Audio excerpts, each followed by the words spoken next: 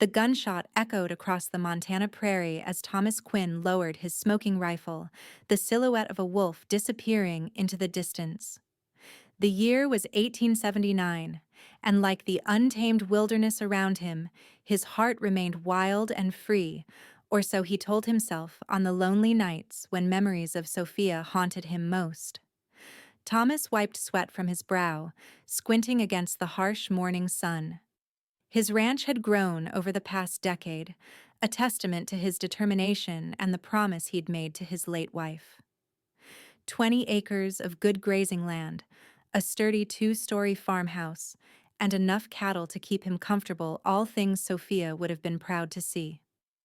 "You'd have loved what it's become," he whispered to the wind, a habit he couldn't shake even 3 years after her passing. The spring air carried the scent of wildflowers and fresh grass, reminding him it was Wednesday, the day he always visited her. He returned to the house, washed the trail dust from his hands, and reached for the small knife he kept by the windowsill. The wildflowers near the creek had bloomed early this year, their purple and yellow petals bright against the new green of spring. Thomas carefully cut a handful, arranging them in a simple bouquet tied with a piece of Sophia's old blue ribbon, the last remnant of the dress she'd worn when they first met. The ritual brought him both comfort and pain, much like everything else that reminded him of her. Their love story had been as vast as the Montana sky, unexpected, breathtaking, and ended far too soon by the consumption that had taken her during a cruel spring, just as the world was being reborn. The irony wasn't lost on Thomas, new life springing forth everywhere while his own reason for living slipped away.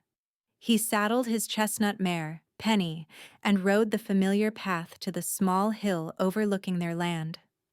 Thomas had chosen this spot because Sophia had loved the view, the mountains in the distance, the river winding through their property, and the endless sky that had made her feel free. The wooden cross he'd carved himself stood steady against the elements, her name etched deeply enough to withstand years of Montana weather. Around the grave, the first shoots of grass were finally taking hold, tender green blades pushing through the dark soil that had remained mostly barren throughout the previous seasons. "Look at that, Sophia," Thomas said, kneeling beside the grave. "The grass is finally growing." He placed the flowers carefully at the base of the cross, arranging them just so. "Remember how you always said nothing stays barren forever? Looks like you were right, as usual." He sat beside her grave, removing his hat as he always did, letting the spring sun warm his face. Thomas told her about the ranch, the new calves, the letter he'd received from her sister back east, and the plans he had for expanding the north pasture. What he didn't say, couldn't say, was how the loneliness ate at him like a physical pain. How sometimes he woke reaching for her in the night. How the thought of loving anyone else felt like a betrayal of everything they'd built together. As Thomas prepared to leave, he noticed a rider approaching from the main road.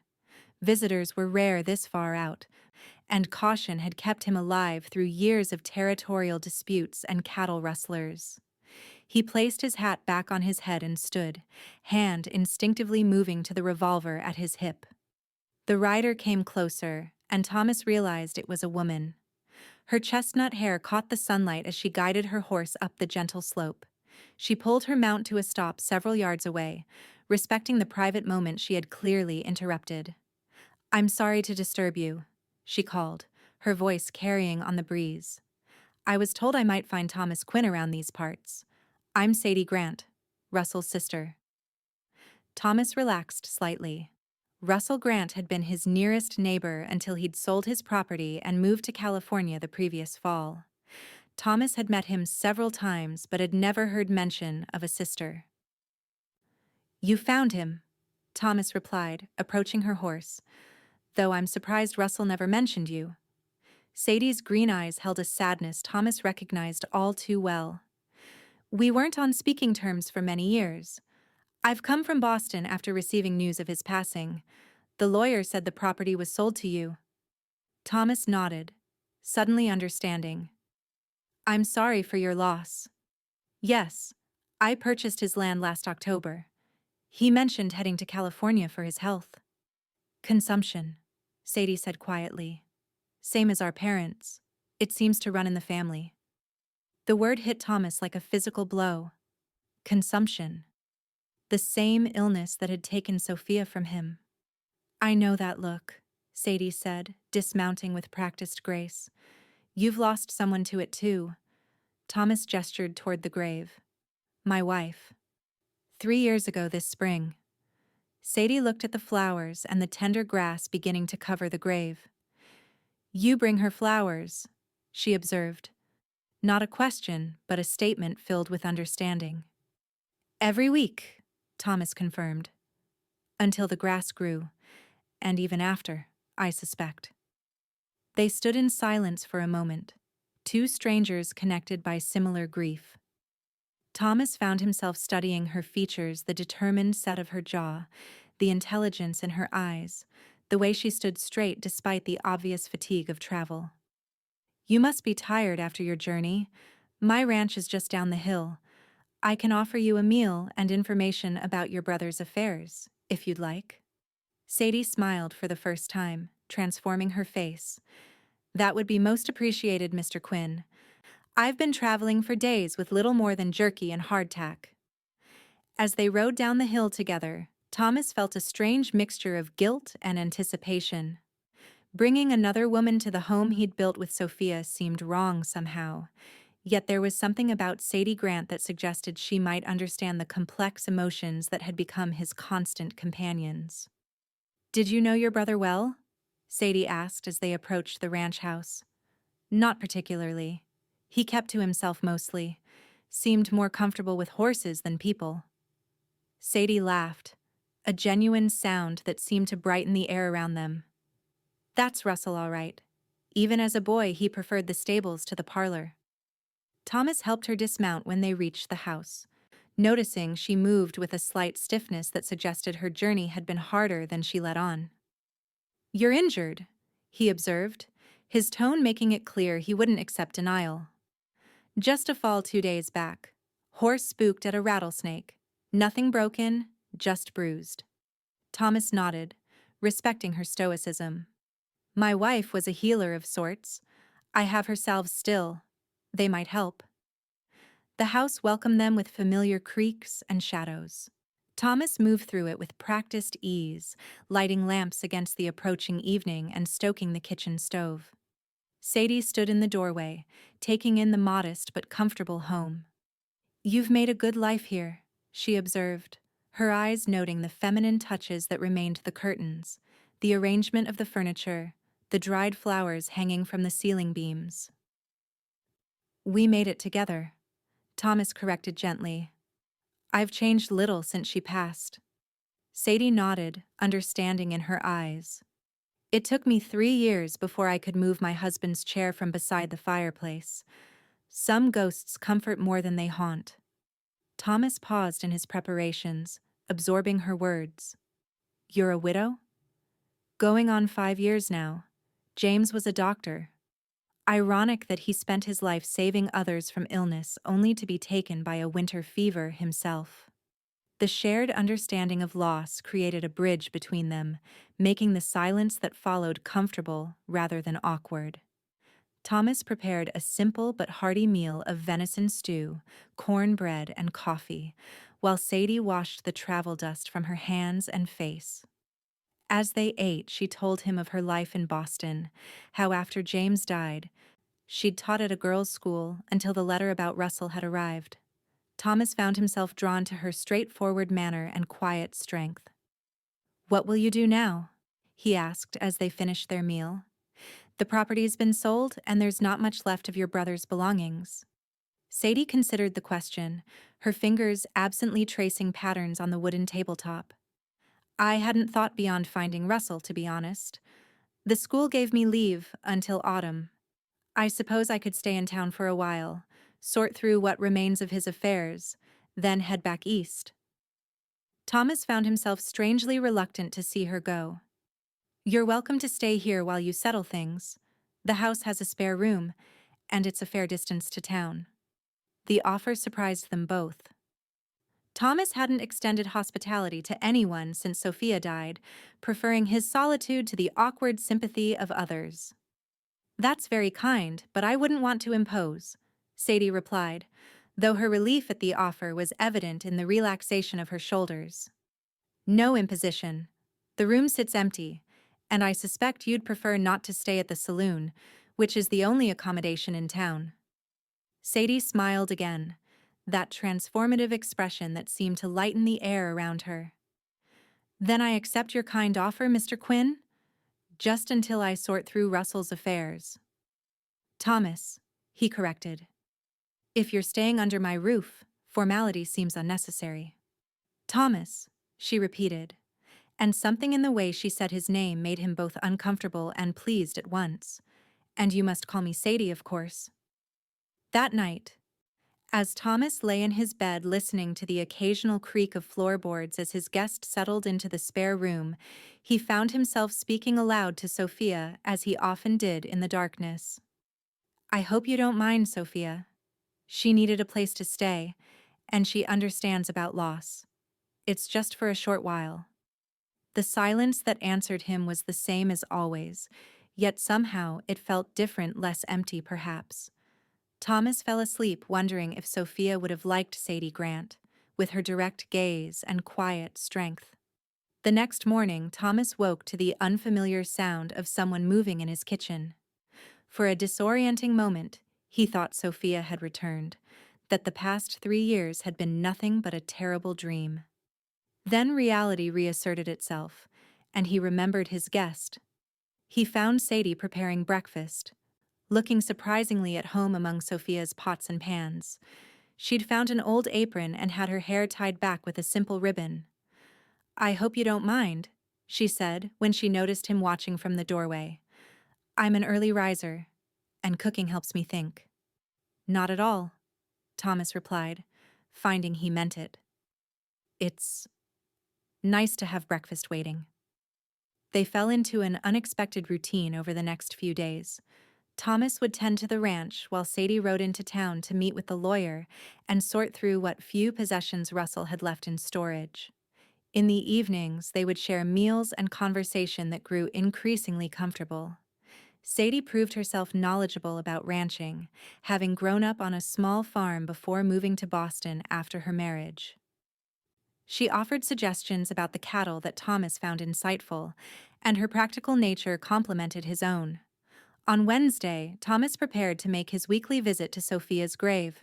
He cut the flowers as usual, tied them with the blue ribbon, and was surprised when Sadie appeared beside him, dressed for riding. "Would you mind if I accompanied you?" she asked, her tone suggesting she would accept refusal without offense.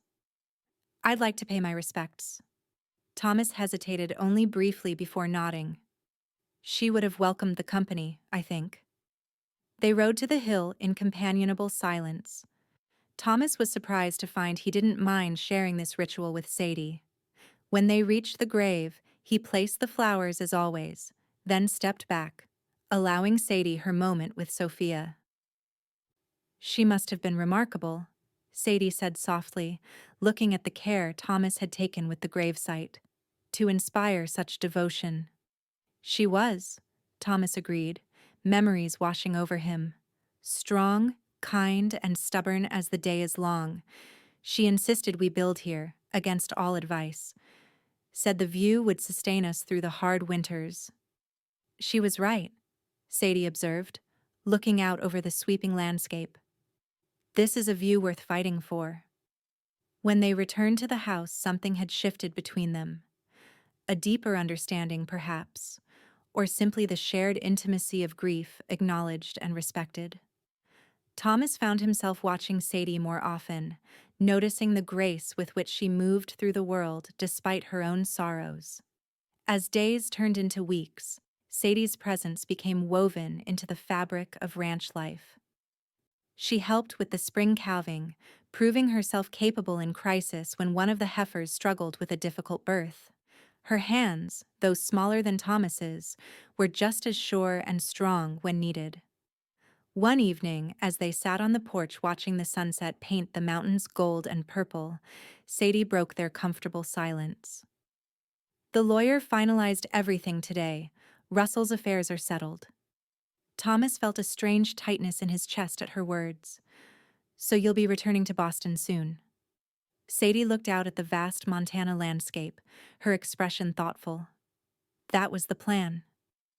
Was, Thomas prompted when she didn't continue. I've been offered a position teaching at the school in town. They're desperate for a qualified teacher, and it would be for a year at least. Hope sparked in Thomas, surprising him with its intensity. Will you take it? Sadie turned to look at him directly, her green eyes searching his face. I'm considering it. I find I'm not as eager to return east as I expected to be. The West gets in your blood, Thomas said, quoting something Sophia used to say. It's not just the West, Sadie replied softly, her meaning clear in her steady gaze. That night, Thomas stood longer than usual at the window, looking toward the hill where Sophia rested. The moon illuminated the landscape in silver light, making the world seem both familiar and strange at once. Is it betrayal to feel this way again? He asked the empty room. To look at her and see possibility instead of just more loneliness? No answer came, but as Thomas finally turned away from the window, he felt a strange peace settle over him. Perhaps that was answer enough. The next morning, Sadie announced she had accepted the teaching position and would need to find accommodation in town before the school term began in 4 weeks. You could stay here, Thomas offered before he could reconsider.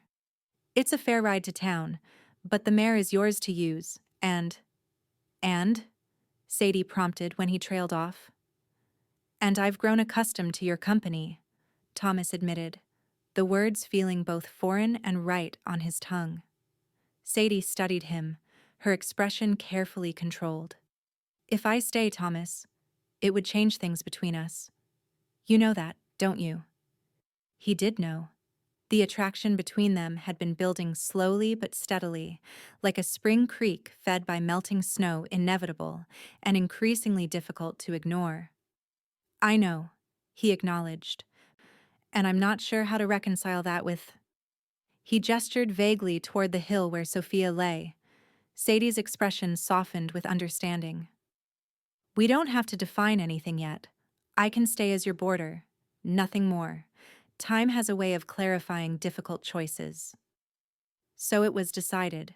Sadie would remain at the ranch while teaching in town, paying a modest rent that Thomas privately resolved to set aside for improvements to the schoolhouse. Their arrangement raised a few eyebrows in town, but Sadie's dignified manner and obvious competence as a teacher soon quieted most gossip. Summer arrived in a blaze of heat and activity. The cattle needed moving to higher pastures, and Thomas found himself grateful for Sadie's help with the ranch. She proved an excellent horsewoman and had a natural way with the animals that reminded him, sometimes painfully, of Sophia. Each Wednesday, Thomas continued his ritual of bringing flowers to Sophia's grave. Sometimes Sadie accompanied him, sometimes she gave him the privacy of his grief. The grass had grown thick and lush over the grave now, dotted with wild flowers that had seeded themselves among the blades. The grass has really taken hold, Thomas observed one Wednesday in late June as Sadie stood beside him at the grave. Sophia would have been pleased. She always worried about the soil here being too rocky. She must have nurtured it from beyond, Sadie said softly. Some loves are strong enough to make even barren ground fertile again. Thomas looked at her sharply, wondering if she meant more than she was saying. Sadie met his gaze steadily, neither pushing nor retreating from the moment of tension between them. That night, a violent thunderstorm rolled across the prairie. The rain came down in sheets, and lightning split the sky with brilliant forks of white-hot light. Thomas and Sadie worked together to secure the barn and calm the nervous horses, their movements synchronized as if they'd been partners for years rather than months. As they ran back to the house, drenched and laughing despite the seriousness of the storm, Thomas felt a surge of emotion so powerful it nearly took his breath away. Sadie, her hair plastered to her head and her dress clinging to her slender frame, looked wild and beautiful in the storm's fury. They stumbled onto the porch, shaking off water like a pair of dogs. Thomas reached out instinctively to brush a strand of wet hair from Sadie's face. His fingers lingered against her cheek, and she went very still under his touch. "Thomas," she whispered, her voice barely audible over the storm. He should have stepped back, should have apologized and created distance between them. Instead, Thomas found himself leaning closer, drawn by a force as powerful and inevitable as the storm raging around them. Their first kiss was gentle despite the violence of the elements, tentative, questioning, laced with both desire and hesitation. When they parted, Sadie's eyes were wide, reflecting the lightning that continued to illuminate the sky. "I should go in?" she said softly. "We both should. It's been a long day." Thomas nodded, unable to find words for the tumult of emotions crashing through him.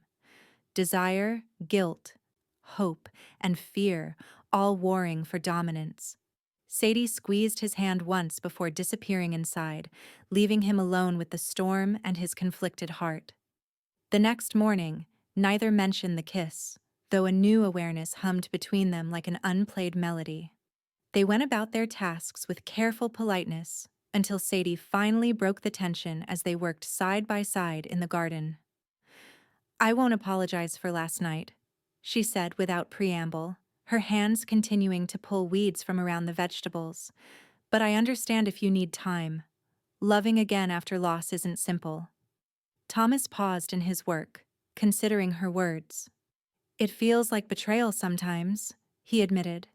"And other times, it feels like Sophia would be angry with me for being alone so long." Sadie smiled slightly. "From everything you've told me about her, I suspect the latter is more accurate." "Perhaps," Thomas conceded, "but there's something else that concerns me." "What's that?" Thomas gestured toward her. "You. Your life. You're educated, cultured. You could return to Boston, to civilization, to a life far more comfortable than anything this ranch can offer."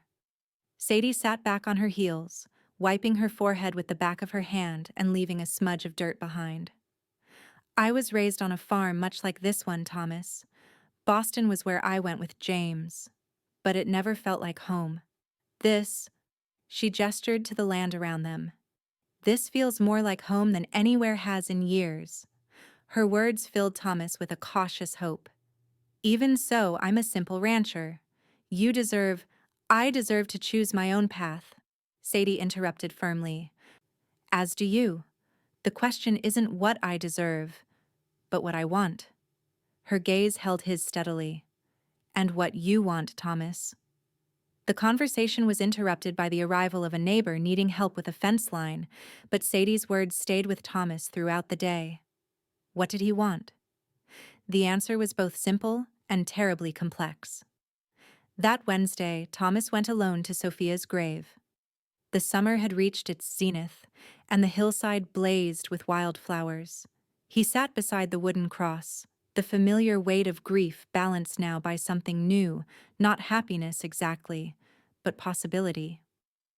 "I think I'm falling in love again, Sophia," he said aloud, the admission both painful and freeing. "Not in the same way. Nothing could ever be what we had, but something new. Something different but equally true." The breeze rustled the grass that now grew thick over her grave. Thomas ran his hand over the green blades, remembering how Sophia had worried that nothing would grow in the rocky soil. "You were right. As usual," he murmured. "Nothing stays barren forever." When he returned to the ranch, Thomas found Sadie on the porch, a book open in her lap though her gaze was fixed on the distant mountains. She looked up as he approached, her expression questioning but patient. "I've been thinking about what you said," Thomas began, settling into the chair beside her. "About what I want." "And?" Sadie prompted gently when he paused. "And I want to move forward, not just exist in memories. I want to see if what's growing between us can flourish. He met her gaze directly. If you're willing to be patient with a man who's still learning how to love again. Sadie's smile was like sunrise after a long night. Patience I have in abundance, Thomas, and hope, which is rarer and more precious. Their courtship progressed slowly through the remainder of summer and into autumn. Thomas continued his Wednesday visits to Sophia's grave, sometimes alone, sometimes with Sadie. The ritual became less about grief and more about honoring a love that had shaped him, making room for new love to grow alongside the memories. By the time the aspens turned golden on the mountainsides, Thomas and Sadie had settled into a relationship that was both comfortable and exhilarating. Their similarities, both widowed, both familiar with ranch life, both independent yet lonely, created a foundation of understanding. Their differences, her education and his practical knowledge, her quickness to laugh, and his thoughtful silences created a balance that strengthened them both. The town gradually accepted them as a couple, particularly after Sadie proved herself an exceptional teacher, bringing new methods and genuine care to the small schoolhouse. When Thomas began joining her at church services, something he had avoided since Sophia's death, the community's last reservations seemed to dissolve. Winter arrived with its usual Montana ferocity, bitter cold, blizzards that isolated the ranch for days at a time, and stark, breathtaking beauty. Thomas and Sadie weathered it together, finding joy in simple pleasures, reading aloud by the fire, teaching each other card games from their childhoods, sharing stories of their past lives while building something new together. On Christmas Eve, as they sat before the fire after a simple but festive dinner, Thomas reached into his pocket and withdrew a small wooden box he'd carved himself. "I have something for you," he said, sudden nervousness making his voice gruff. Sadie looked up from her mending, her eyes curious as he handed her the box. She opened it carefully to reveal a ring, not an elaborate diamond like she'd had from James, but a band of silver set with a small, perfect sapphire that matched the blue of the Montana sky. "It's beautiful," she breathed, lifting it from the box. "It was my mother's," Thomas explained. "The only thing of value I brought west with me. Sophia wore it until—" He trailed off, then squared his shoulders. "I'd be honored if you would wear it now. As my wife." Sadie's eyes filled with tears, but her smile was radiant. "Are you certain, Thomas? Truly certain?" He took her hands in his, feeling the strength and gentleness in them, hands that had helped deliver calves, taught children, and slowly healed his wounded heart. "I am," he said simply. "I will always love Sophia. That won't change. But my heart has room for new love too for you, Sadie, if you'll have me." "I will," she whispered, her voice steady despite her tears. "With all my heart I will." They were married in early spring, just as the first wildflowers began to appear on the hillsides. The ceremony was small, just the preacher, a few neighbors, and Sadie's closest friend from the town school. Thomas had worried it might feel wrong to marry again as nature renewed itself, the same season when he had lost Sophia. Instead, it felt right, a completion of the cycle of seasons, of life and love and renewal. On the morning of their wedding day, Thomas rose early and rode to Sophia's grave. The grass grew thick and lush now, interspersed with early spring blooms.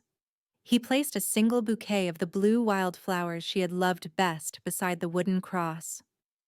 "I'm getting married today," he told her, feeling peaceful rather than guilty. "You would like her, Sophia. She's strong and kind, like you, but in her own way. Different, but just as true." The breeze stirred the grass, and for a moment, Thomas could almost imagine Sophia's laugh carried on the wind, that bright, joyful sound that had first drawn him to her years ago. "I'll keep bringing you flowers," he promised. "Some traditions shouldn't end." Sadie was waiting on the porch when he returned. Not yet dressed for the wedding, but lovely in the morning light. She didn't ask where he'd been. She didn't need to. "Is everything all right?" she asked simply. Thomas smiled, feeling lighter than he had in years. "Yes," he said, taking her hands in his. "Everything is exactly as it should be." Their wedding day passed in a blur of happiness and well wishes. Sadie wore a simple dress of deep blue that brought out the green of her eyes, and Thomas wore the one good suit he owned, freshly brushed and with a wild flower in the lapel. They exchanged vows under the big cottonwood tree beside the house, the same tree where Thomas had once promised Sophia a lifetime of love. Different promises, different woman, same honest heart making them. That night, as husband and wife lay together in the quiet darkness of the room that was now theirs rather than his alone, Thomas told Sadie about his morning visit to Sophia's grave.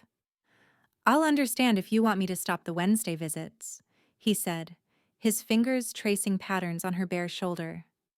"If it bothers you—" "It doesn't," Sadie interrupted gently. "Love doesn't die just because a person does, Thomas. I still love James. You still love Sophia. Those feelings don't diminish what we have together. They're a part of what made us who we are." She propped herself up on one elbow to look into his face. "Besides, I'd like to come with you sometimes, if you'll let me. She's part of this land, part of you. I'd like to know her better through your memories." Thomas pulled her close, overcome with gratitude for this woman who understood him so completely. "I love you," he whispered against her hair, "more than I thought possible." "And I love you," she replied, "enough to share you with a ghost who helped make you the man you are." Spring turned to summer, summer to autumn, and the seasons continued their eternal cycle. Thomas and Sadie built a life together that honored their pasts while creating something entirely new. The ranch prospered under their combined care, and Sadie continued teaching until the birth of their first child, a daughter they named Elizabeth, after both their mothers. Every Wednesday, without fail, Thomas brought flowers to Sophia's grave, sometimes alone, sometimes with Sadie, and eventually, sometimes with little Elizabeth toddling beside him, curious about the woman in the ground who had loved her papa first. 5 years after Thomas and Sadie married, they stood together on the hill, watching Elizabeth carefully place a bouquet of wildflowers she had picked herself beside the weathered wooden cross. The grass grew lush and vibrant over the grave now, so healthy a stranger might not even recognize it as a burial site without the marker. "She brought the grass to life, just like she said she would," Thomas observed, his arm around Sadie's waist, his free hand resting on the slight swell of her belly where their second child grew. "Nothing stays barren forever." Sadie leaned against him, her head on his shoulder. "No," she agreed, watching their daughter run after a butterfly in the summer sunshine. "Love makes everything grow again, given time." Thomas looked at his family, at Sadie with her quiet strength, at Elizabeth with her boundless energy, at the new life growing beneath Sadie's heart, and felt a profound sense of gratitude. The cowboy who had buried his wife in spring had indeed brought flowers every week until the grass grew, but he had found, in that simple act of devotion, the courage to let love bloom again. As they walked back down the hill toward home, Thomas glanced back once at the grave on the hillside. In the golden afternoon light, the grass seemed to wave in farewell, the wildflowers nodding in the breeze as if offering their blessing. Two loves, different but equally precious. One memory, one living presence. Both parts of a heart that had learned that loving again didn't mean loving less, just loving more widely, more deeply, with all the wisdom that loss and renewal could teach. "Come on," Sadie called, already halfway down the hill with Elizabeth. "I promised to bake apple pie tonight." Thomas smiled and followed his family home, leaving Sophia to rest in peace among the wildflowers and grass that had finally, beautifully grown. Years passed, and the Quinn ranch flourished. Elizabeth grew into a strong young woman with her father's quiet determination and her mother's quick mind. She was joined by a brother, Samuel, who had a natural way with horses that made him invaluable to the expanding ranch operations. Thomas and Sadie weathered the challenges that came their way: drought years, harsh winters, illness, and the changing times as the frontier gradually gave way to civilization. Through it all, their bond only strengthened, tempered by shared struggle and joy.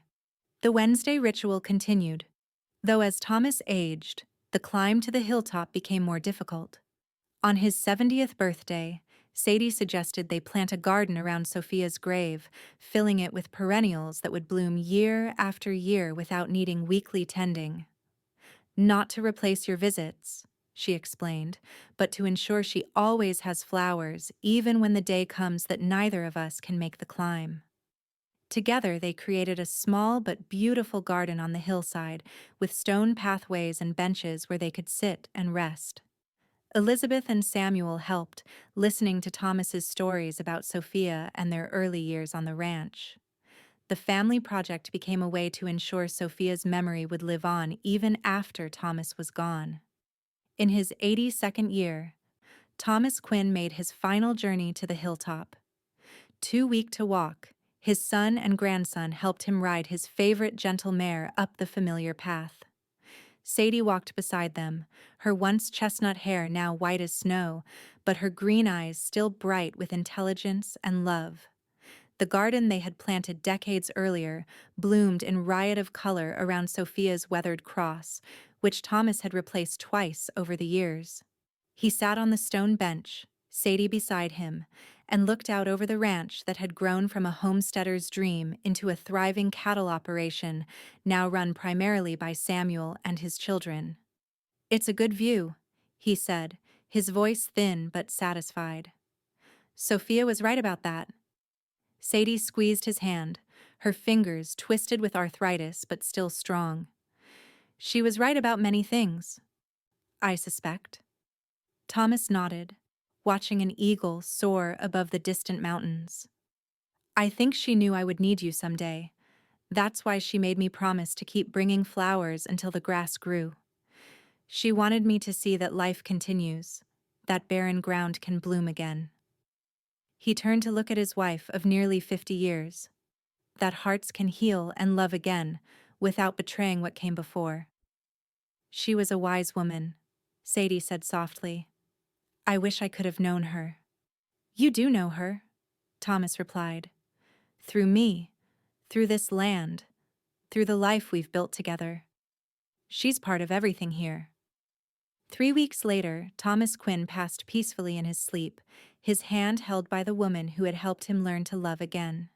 He was laid to rest beside Sophia on the hillside, under the vast Montana sky they had both loved.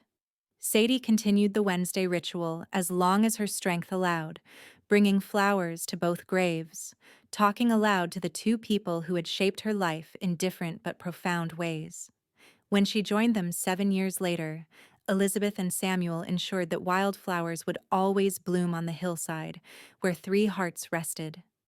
The garden became known throughout the region for its beauty, and the story of the cowboy who had faithfully brought flowers to his wife's grave until the grass grew and beyond became a local legend, a testament to the enduring power of love in all its forms.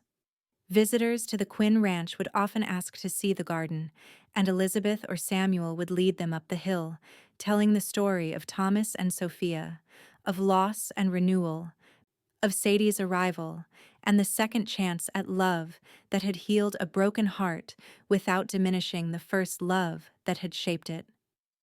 "My father always said that nothing stays barren forever," Elizabeth would explain, standing among the flowers her parents had planted. "He believed that love, like these flowers, will always find a way to grow again, even in rocky soil." And so the legacy of Thomas Quinn lived on, not just in the prosperous ranch he had built or the family he had raised, but in the simple, profound truth he had discovered through grief and healing. That love, once given the chance to take root, will grow and flourish far beyond what we imagine possible, transforming even the most barren landscape into a garden of unexpected beauty.